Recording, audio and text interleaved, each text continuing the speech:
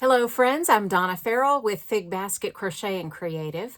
First, I want to start by saying that if you missed my video about the Knit Picks / We Crochet sale, please check that out. I posted information about their sales and the discount codes. Check them out. I've got links there, but I want to get right to it. I'm in a mom's group. I'm in a few moms groups on Facebook, and in one of them she said she was considering being a vendor at a market.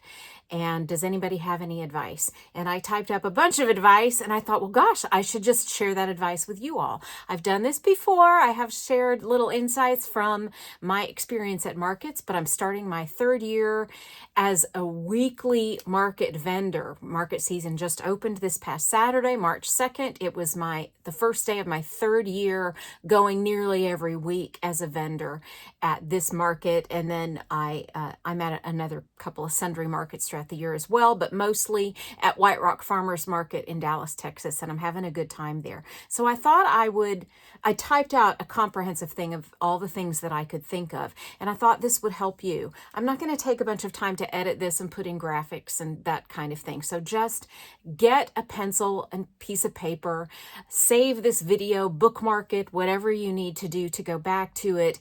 If you feel like you need to fine tune your presence at markets, if you already go to a market, or if you are considering and at least want to start making a list of things to think about. Don't let this overwhelm you. Go through this, decide what your priorities need to be, the thing you understand the least well that maybe is a barrier between you feeling prepared for a market, and just start there. This can be overwhelming. I'm going through this as somebody that has had a lot of experience, and a lot of this I learned by doing it. Some of it might not apply to you. Some of it might be a lower priority for you, but we're all different. So I'm sharing what I know based on my experience going into my third year as a vendor. And I have my reply that I typed up here. So you'll see me look down and consult my reply here as kind of my notes. All right. So the first thing, let's talk about pricing and pricing communication to the people that are coming to our booth. You do want to have your prices clearly marked. You can do that either through signage, like all these dishcloths are however much, or you can put the prices on tags on each individual product, or a combination of both. But you really want people to know the pricing. All right. So, and you want to make the font bigger than you think, but not so big that every time somebody passes by your booth, all they see is how much money they were going to spend instead of how beautiful your items are, if you know what I'm saying. So play around with a couple different font sizes, and you check it out yourself in your living room from, say, 5 or 10 feet away. See how that looks to you. That's the thing about pricing. The second thing about pricing is price things high. Yes, high. Even if you're in a lower income area, or people wanting to spend less money, or people complain about the prices, I don't care. Pricing things high does several things. Pricing them a little higher than you are comfortable with does several things. Well, first of all, I want to say, if you make things that are sold on Etsy, and if you're watching this and you crochet or knit or a fiber artist, yes, the stuff like yours is on Etsy. Find the most similar item and look at all the price range for that, and then go higher than that. Okay? It actually, if you charge full price for that item, once you price it high, then you might actually make a teeny tiny little bit amount of money as a vendor at the market. Because let me tell you, there's more expenses than you are calculating. I can promise you that. So you might actually make a teeny tiny bit amount of money if you price your items high. It also increases the perceived value of the item in the eye of the consumer. And this stuff, especially crochet, is valuable.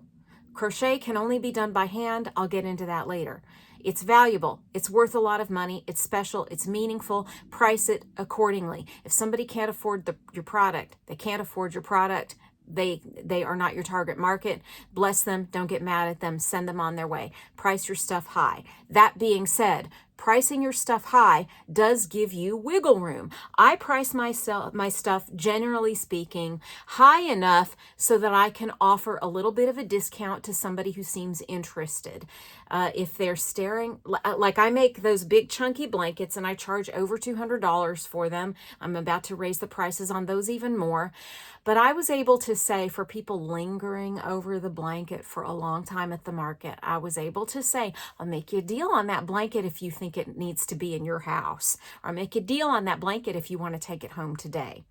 And that worked a couple of times. Ultimately, I ended up selling most of the blankets at full price, but people did feel kind of special that I was willing to make a deal. You know, I'm not unsympathetic, but we don't want to undersell ourselves either. The other thing pricing high charges is, they say a rising tide lifts all boats. It doesn't screw over the other vendors. Let me say this again. When you price your stuff low to sell it, it screws other makers. It screws everybody else. Don't do that. This is not Target versus Walmart. We're all in this together. All the vendors, we're in this together. It drives me crazy when another crocheter sells their dishcloths for $2.50. If this is you, stop it. Stop selling your dishcloths for $2.50.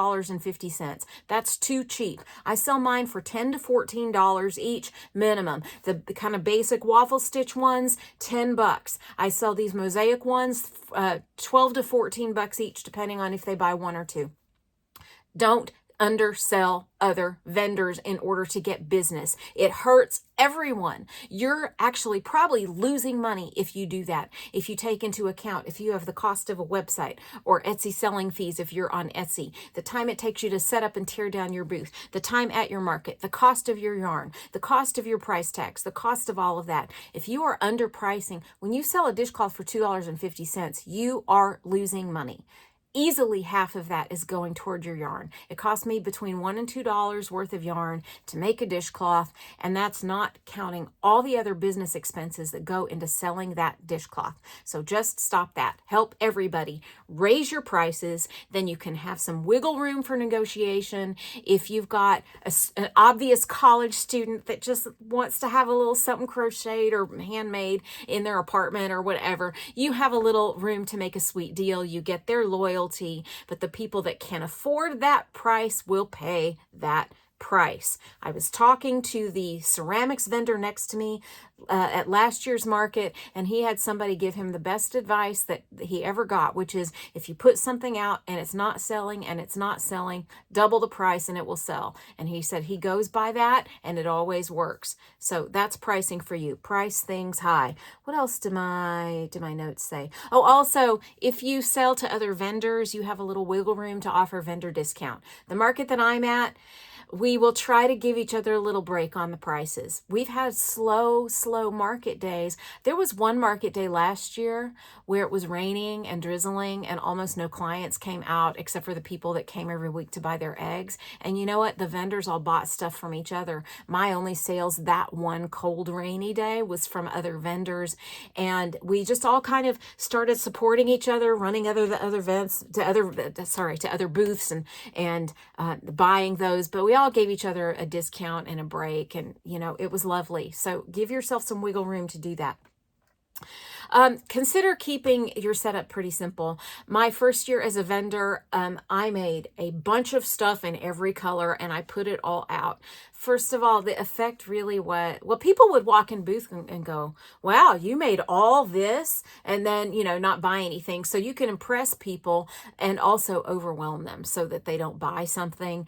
So the next year I simplified, and then this year I'm simplifying even more. And because it was a windy day, I only put out about 40% of my inventory this past week, and I made about as much as I do any other average day. So simplifying it certainly didn't hurt me this past week. Didn't hurt me at all. You can rotate your inventory through from week to week and that kind of thing. So don't feel like you have to be all things to all people every week in your booth. Just relax. You don't want to start to hate markets because it takes you so long to set up and you're exhausted by the time the market starts. And then if it's a hot day, you're too tired to even pack up at the end. You still got most of your inventory left. It was hot. So keep things a little simple so that the setup is lovely. People don't feel overwhelmed. If you have a website, you can always say, I've got my full product inventory online. Here's my card, or scan this QR code, send them that way. And, maybe they'll check you out that way. All right. Now about pricing, let's go back to pricing a little bit. All right. So, I do keep a couple of higher priced wow items at the front of my booth, and I often don't expect to sell those, or I don't expect to sell them for weeks or even months. That chunky blanket I referred to, I did sell probably 3 or 4 chunky blankets last year, which was nice, but they sat there for weeks or months on end before I finally sold them. And that's okay, because their purpose is not necessarily to sell that item and bring that money in the door. The purpose is to cause people to stop at my booth. And so if somebody stops at my booth because that blanket is so amazing, and then they're like, I can't justify that price, but you know what? That hat's only $30, so I can buy that hat. Or that dishcloth's only, $12, I can buy that. Well, then you've made that sale. But if I didn't have that blanket there, they might not have been drawn in to look at the other things and then psychologically talk themselves into buying something at a lower price point. So have things that serve a larger purpose that is beyond just the getting the money from selling that item. Think bigger. Think in terms of booth setup, eye-catching, drawing people in, inviting people into conversation. Some things are conversation pieces. They may never sell, but they get people to talk to you. Then they come back. They buy something for their aunt's birthday next month, that kind of thing. There's a larger purpose to the things that you set out in your booth than just the exchange, okay? Let's see. Bring something to do. Now, if you're a crocheter, we're so lucky that our craft is portable. I just bring stuff I'm crocheting. And then people can kind of walk into my booth without feeling any pressure, because I'm not standing there. Hi, how are you doing? I give them the grace to reject me. They can stop in without making eye contact at first, and then turn around and walk out. And maybe they'll come back later that day, or in a month or two, they remember I make these things and they can buy something. But it doesn't have to be awkward. So often I'll be crocheting, and then somebody will be in there a few seconds, and I'll look up and say, hey, how you doing today? And they'll go, good. And then sometimes they already have a question and they're invited to talk to me at that point. Or I just say, let me know if you have questions about everything. I make all of it. And then I go back to what I'm doing. They feel low pressure. And you know what? There's still no shortage of conversation or friendly exchange. A lot of people will still come in and say, they'll be in there for, I don't know, a good minute looking around. And then they'll look at me and say, this reminds me of my grandma. She used to crochet, or my mom crochets, or I learned to crochet, but I haven't done it in forever.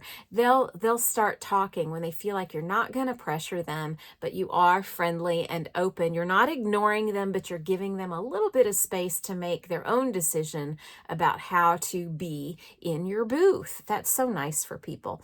All right, another thing, back to pricing. I'm going by my notes on this Facebook comment, so it might be a little bit scattered. Pardon me.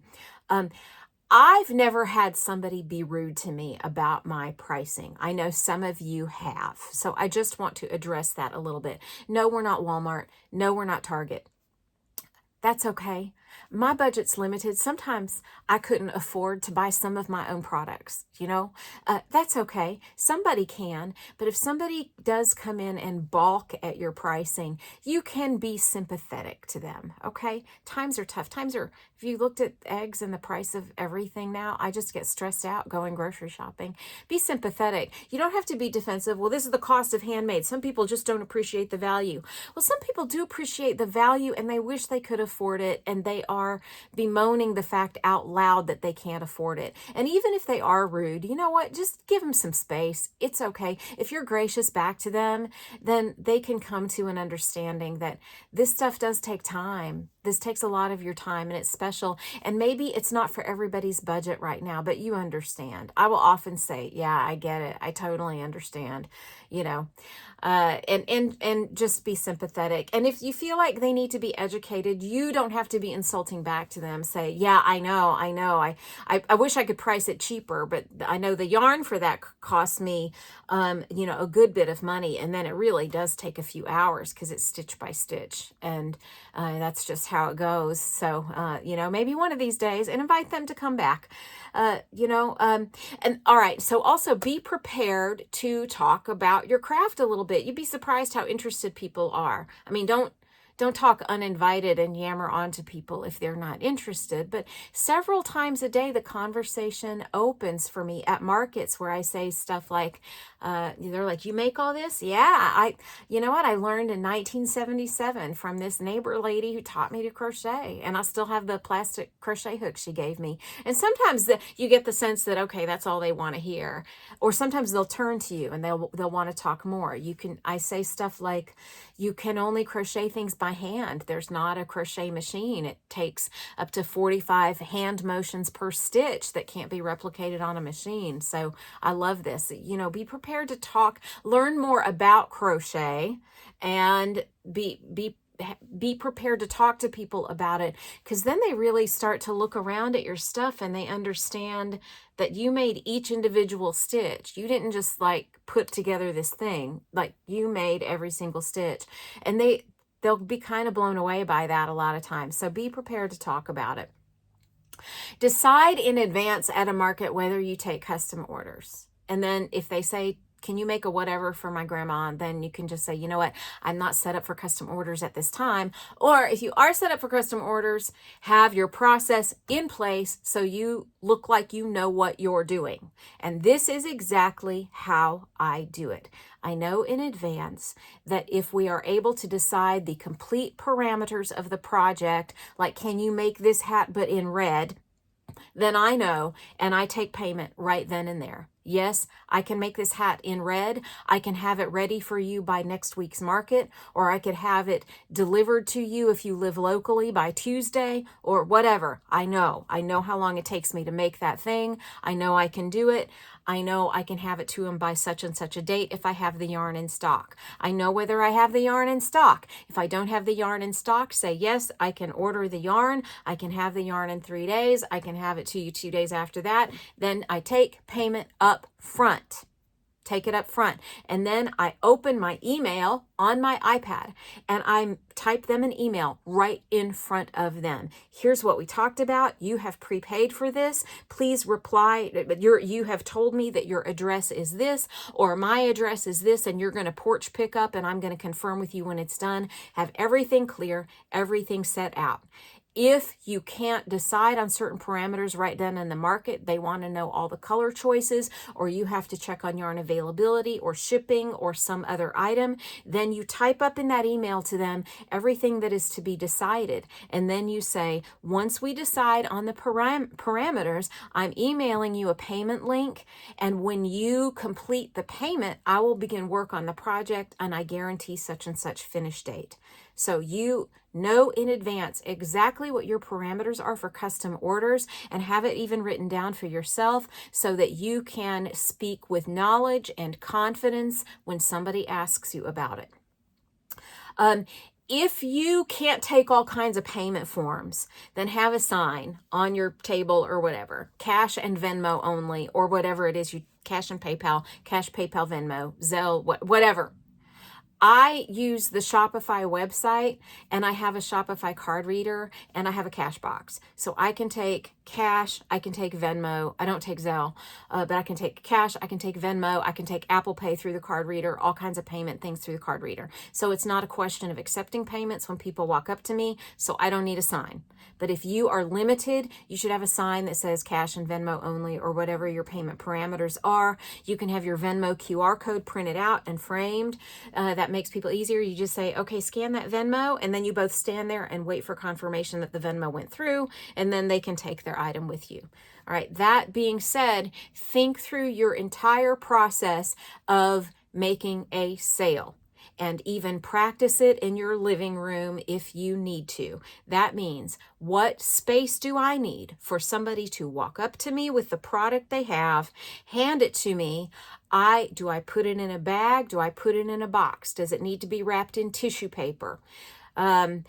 So do I have those things? Where do I put those things? Is there space on the table in front of me to wrap this product up and put it in a bag so I don't look like Kramer from Seinfeld trying to do all of that? I don't look like I never thought of this before. I've never made a sale before. How do I even put it in a bag? You'd be shocked how complicated it gets and how flustered you can get in front of a customer when you are trying to pack up their item for them to take with them. So practice the whole thing. Practice, are you going to take payment?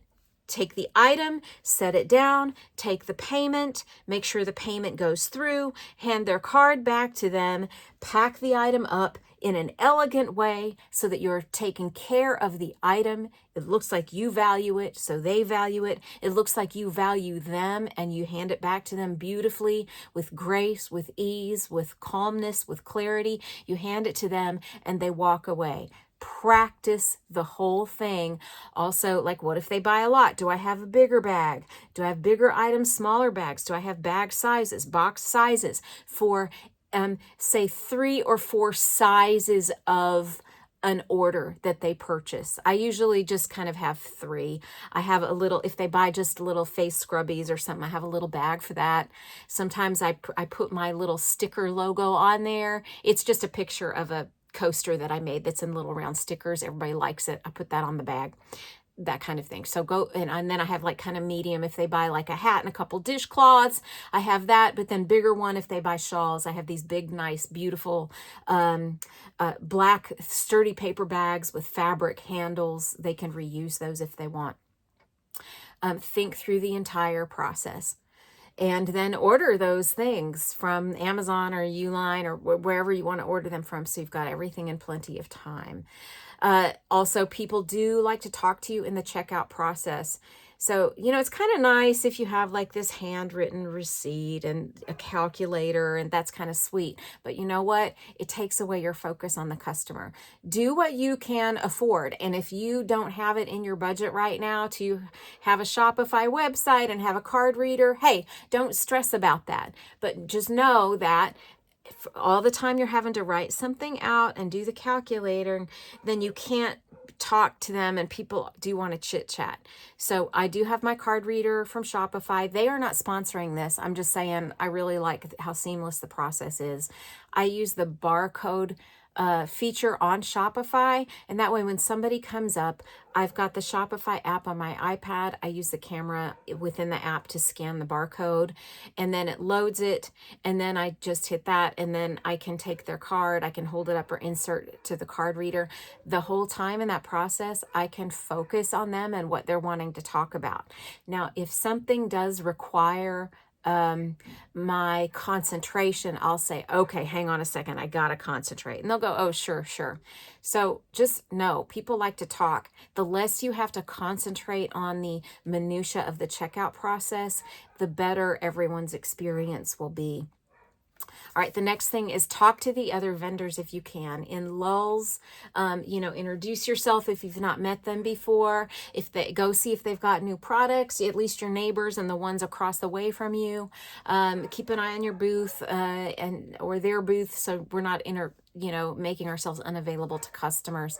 But get to know the other vendors, get to know what they offer, and you won't regret it. Probably 25% of my sales, that's a stab in the dark. I haven't calculated it, but they're from other vendors. Right before market opening, after we're all set up, I will have other vendors come run over to see if I have new dishcloth colors or something like that.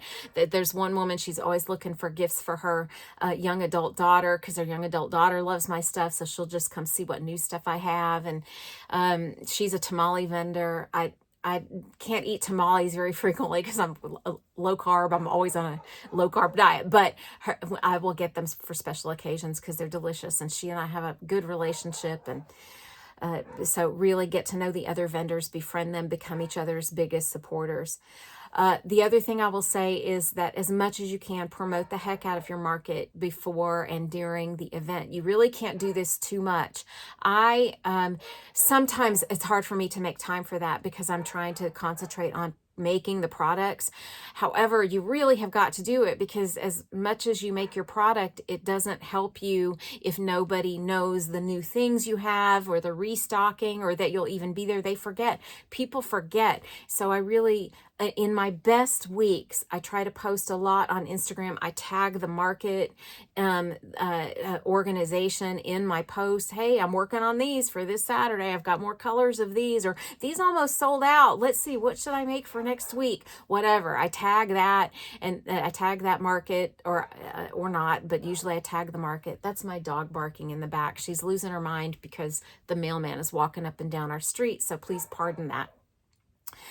So I do that. And then on my best days, again, not perfect every week, on my best days when I'm packed up early in the morning and it's still dark and I'm in my car, I'm sleep deprived and usually a big mess, but I will put a smile on my face and post on Instagram, headed to good local markets. I will see you guys there 8 a.m. to 1 p.m. and I put the address, come on, come see me. And then I'll do another, like a little video or a reel on Instagram mid setup. And I'm like, oh, look at the energy of and the vibe of everybody's setting up. We're so excited. We're getting ready for you. We want to see you. Come say hi to all of us. Look at how many, it's 2 dozen or 3 dozen or 4 dozen other vendors here today. We're so excited to see you.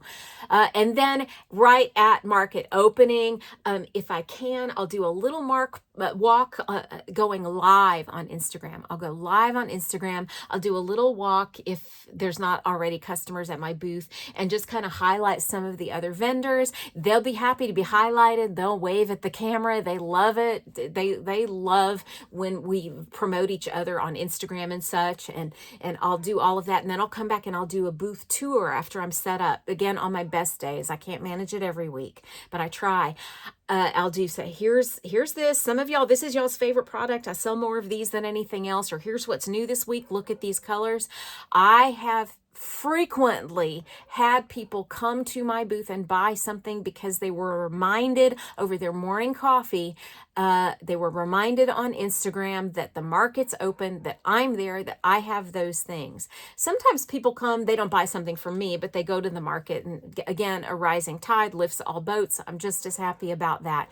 But pretty much every time I'm really good about this process of posting on Instagram, at least one person shows up and buys something that wouldn't have if they hadn't seen my post. So do it.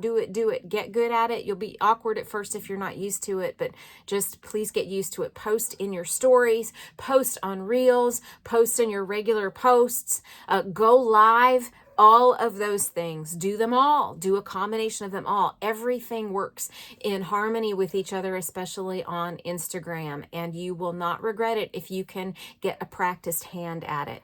All right, so I am going to talk about weather now and weather preparation. And this is most specifically to my experience as somebody that works with things made out of yarn.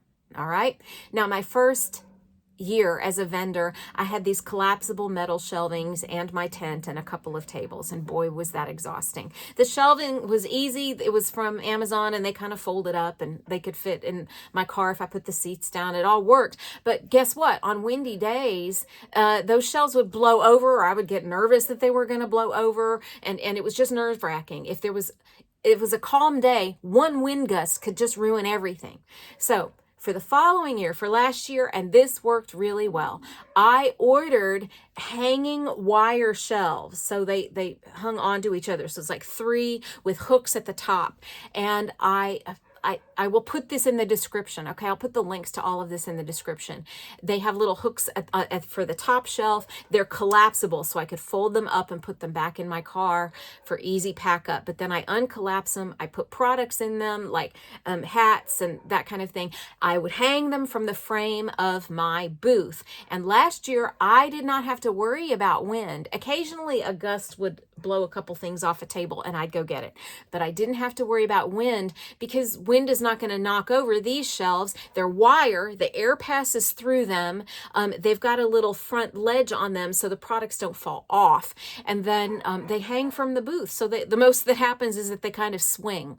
And then I hung shawls using hooks or using hooks mostly, but sometimes hangers from the actual frame of the tent. The year before, I had used a garment rack, and honestly, the wind would blow the garment rack over. It was a big pain. It was terrible. It was very annoying. So I just started hanging these things from the frame of the booth. And you know what? It gives it kind of a gypsy feel. I'd hang these scarves down, and it's almost like it serves as like a curtain or a drape on the sides of the booth. And I hung a big open, beautifully designed shawl.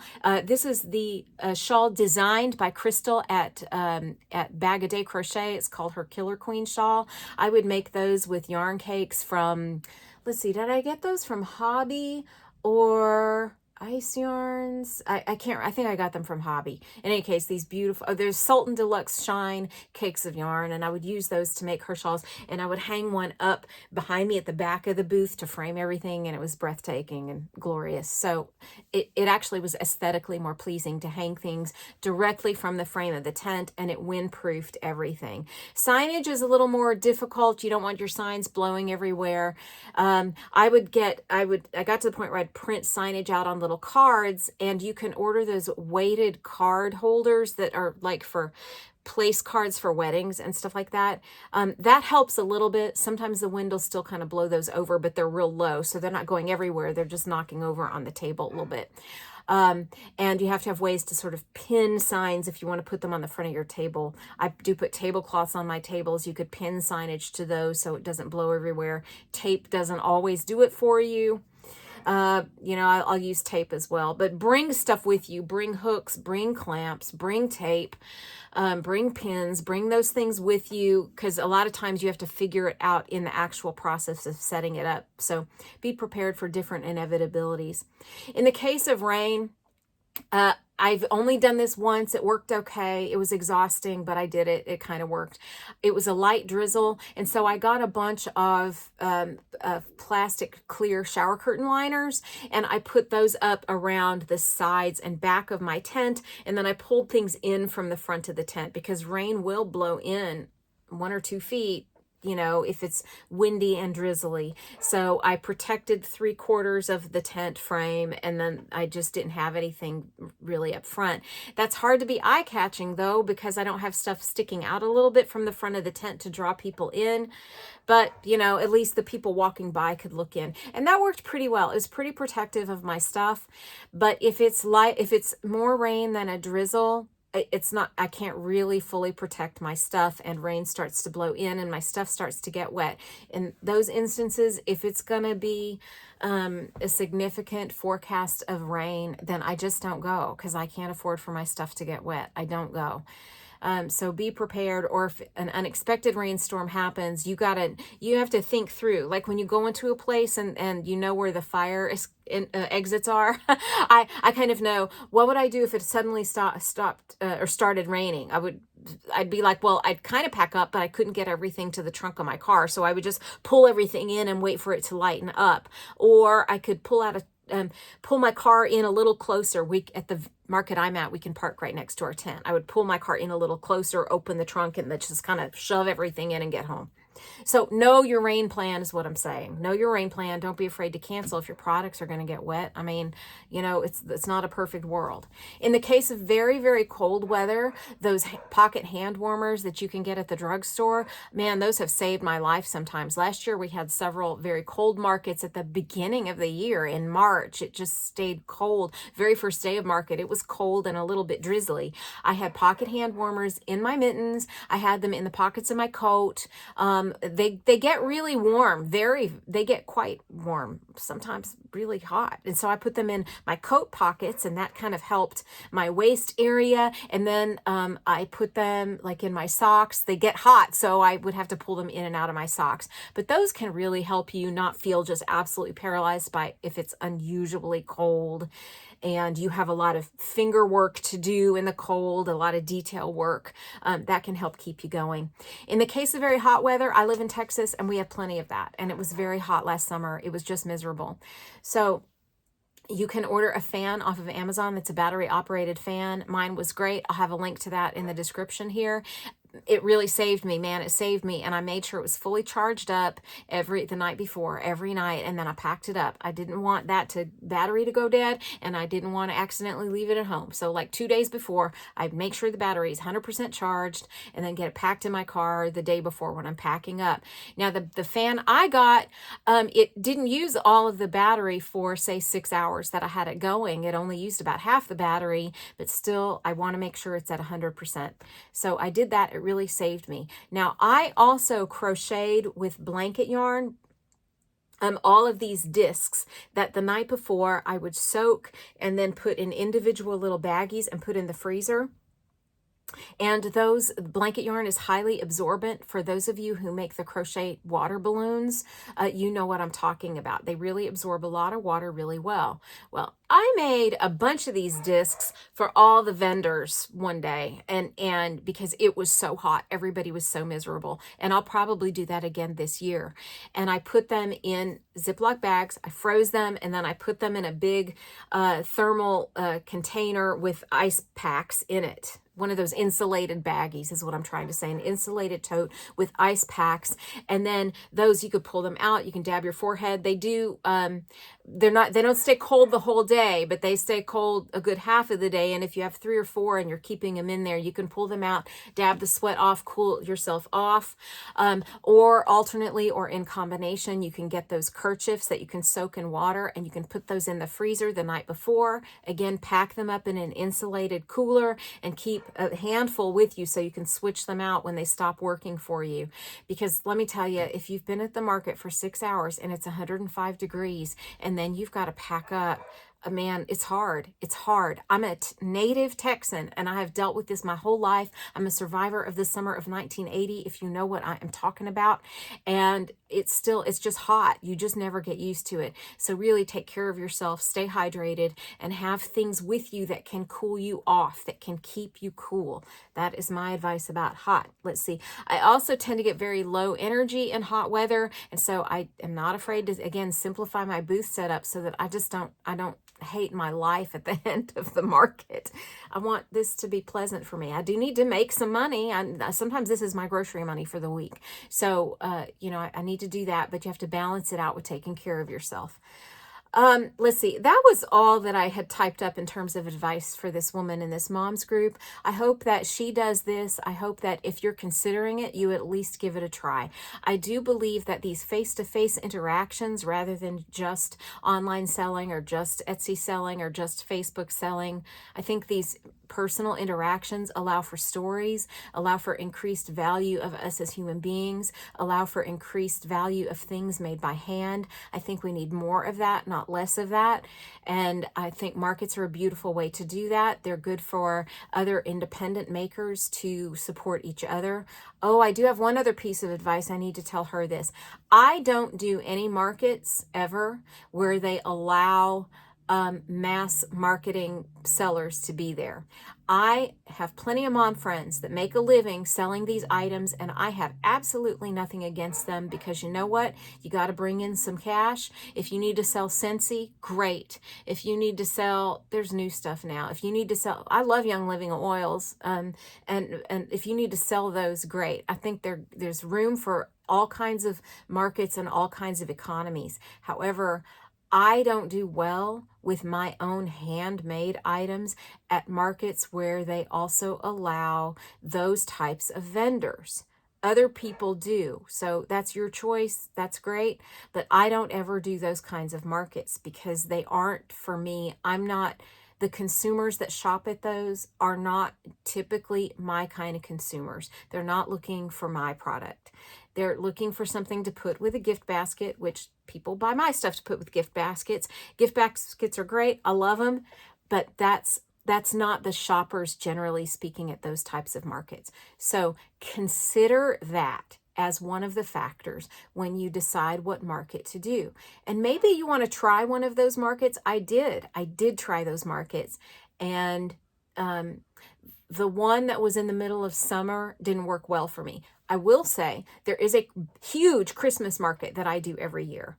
And it's great, and it does great for me. And they do allow those vendors, but they have over 100 vendors. It's Christmas time, it's festive. There truly is room for everybody at those markets. That one works pretty well. But that's the only market I do that where those vendors are allowed, and I also do well. So if it's a huge market and you feel like enough people are coming through that value your particular handmade work, then maybe it's worth a shot. Or maybe it's different in your area. All of this advice could go out the window depending on the socioeconomic status of your area. Depending on the kinds of products you make. I don't make amigurumi, for example. I have made little bears, I have made other things, but I don't make all of those things because I'm not a big fan of that type of crochet. It's too much finish work for me. But there's brilliant amigurumi makers, and I let them, they can have that business, and I'll do dishcloths and scarves and, that kind of thing. So know what you make, know what people in your area like, and combine those two. And that's what you want to be selling at your market, because you want to love what you're doing. We do this because we love it. I love to crochet. I love to always have a hook in my hand.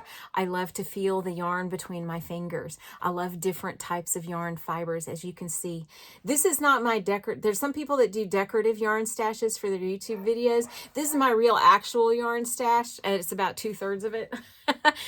And the shelves go up and down to the floor, and that's why it looks messy, because this is my real yarn stash. Now, I didn't decorate or do it by color. Maybe one of these days I can do a fancy one by color, but that is not this day. This is what I pull my stash from when I am crocheting products. So one of these days I'll give you a tour through my yarn stash, and we can see what I've got, and you can give me your input that way. But I'm just saying, I do this because I love it, and I wouldn't do it if I didn't love it anymore. I don't love every single aspect of it, but it is worth it to me to get to continue to do this. I hope this was helpful to you. If you disagree with anything I said, please put that in the comments, because my input doesn't apply to everybody. And I would love to hear your differing perspective if you have one. I want that. There's room for all of it. If you have a question about anything that I've said here, please ask me that in the comments. I'd love to talk about it. I'd love to answer your question. If you have further comments, inputs, was this helpful? Was this not really helpful? If it wasn't really helpful, I'm 41 minutes into this. Why are you still watching? Anyway, I love you all. I'll be back with more market talk in another video. I'm also going to be posting tutorials if I can ever get to it. So we'll see. I've got my hedgerow cowl tutorial that I'm working on. All right. I love y'all. Goodbye.